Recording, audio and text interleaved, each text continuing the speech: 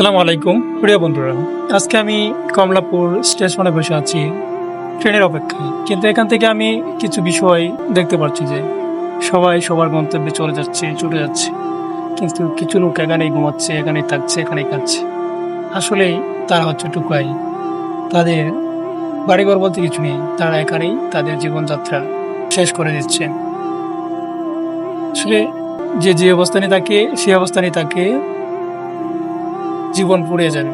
আমরা যে অবস্থায় থাকি না কেন আমাদের জীবন ঠিকই ফুরিয়ে যাবে, কিন্তু দিন শেষে মৃত্যুই আমাদেরকে গ্রাস করবে। আর সেদিন আমাদের সবাইকে আমাদের প্রত্যেকের অবস্থান অনুযায়ী আল্লাহ সুবহানাহু ওয়া তাআলার কাছে জবাবদিহিতা করতে হবে। যারা গরিব অসহায় তাদের জবাবদিহিতা, আর আমরা যারা সবল আছি, অবস্থা ভালো আছে, আমাদের হিসাব নিকাশ কিন্তু সমান হবে না। যে যেমন ভোগ করবে সে তেমন প্রশ্নের সম্মুখীন হবে। তাই আমাদের উচিত আল্লাহর দিকে ফিরে আসা এবং আল্লাহর হুকুম আহকামগুলো মেনে চলা।